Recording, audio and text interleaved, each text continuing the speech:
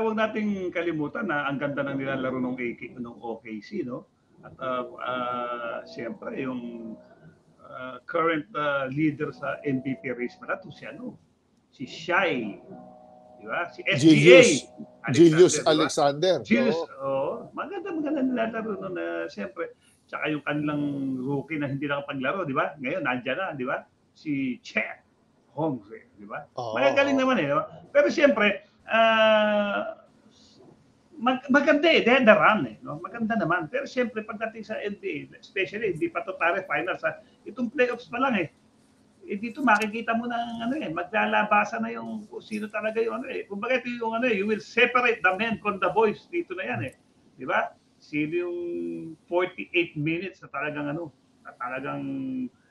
compose maglaro, okay? Individually and as a team, no? Ang nakita, punta muna tayo sa East, no? Sa East kasi, okay, yung nilalaro nung Celtics kasi, grabe, parang hindi mo pwedeng hindi baliwalayin. 64 wins, 18 losses. So, pag nakikita mo may mga ganung mga record para pang finalist eh. Diba? Katok lagi yan ng katok, pare, sa finals. Katok lagi ng katok. Oo, katok lagi ng katok. And considering nito ito pa nangyari ngayon itong mga nakaraang panahon, diba? Yung, alam mo dyan, pare, alam niyo ba mga sport talakes, napakahirap po maglaro sa NBA. It's a grueling 82-game elimination. Baka na nyo, sana kung nasa isang lugar lang kayo, pupunta lang kayo doon. May road din may home and away yan eh. Lalo na yung road games, napakahirap niyan. Malalaki yung mga kalaban nyo, papalakasan. So, hindi nawawala yung mga freak accidents, mga injuries. Lately nga di ba, ano nangyari kay Butler? Nagkaroon ng MCL sprain. So yun minsan yung malakas na team talagang nagkakaroon ng yung nakikita natin na pwede, nagkakaroon ng mga ganun. At nakita ko ngayon itong mga for the past weeks, itong ongoing yung NBA, papunta ng playoffs, medyo maraming dinaramdam na players. Milwaukee Bucks, si Antetokounmpo, di ba? Yung kanyang muscle strain on and off. So sinasabi nga dyan, baka masilat sila. Baka naman, Indiana yata. Baka masilat sila. Kasi hindi healthy.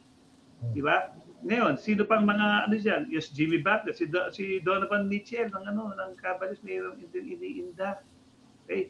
Si Brunson ng New York Knicks, napakagaling. Pero siya do it all eh. 82 games ito, baka sabi nito, he will lose his team eh. Kung baka kakapusin ito. Sobrang ang hirap eh. Di ba? So kailangan ka sa team, talagang umabot ka dito, nakita mo, titignan mo ngayon yung lineup mo, healthy. Nandito tayo sa playoffs. Ako yung coach, di ba? Ganito. Guys, we're in the playoffs. Titingin ngayon ako dito sa players ko. Lalo bunot.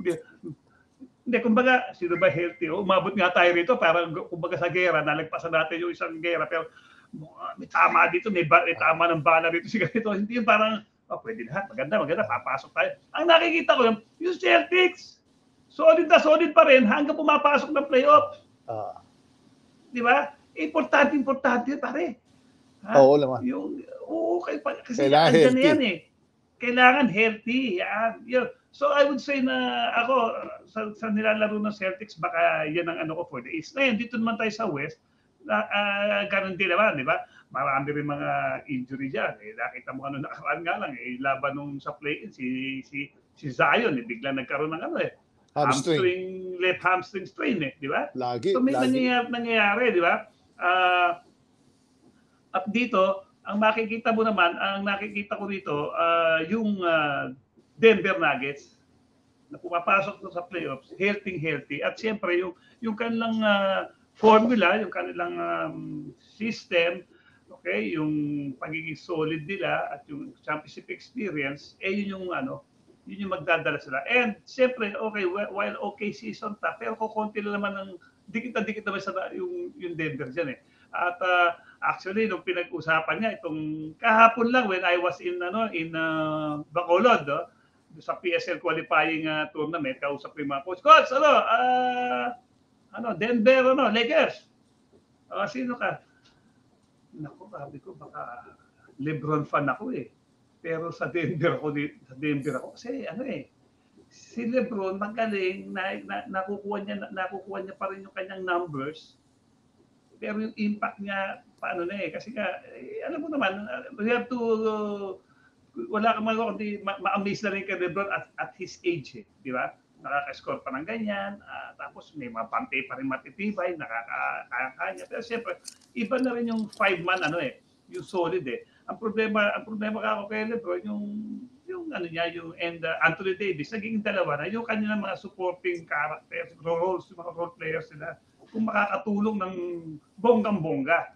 Okay? At any given consistency, yun ang medyo nagkukulang sa Lakers. Ngayon itong Denver, nakikita ko pare, si Murray, tapos meron pa isa yung mga breakout din ng Peyton ba, Watson ba, parang di ba? Maayos na paglaro aside from si Gordon nandun, Okay, so ang aking prediction niyan baka maging Denver Celtics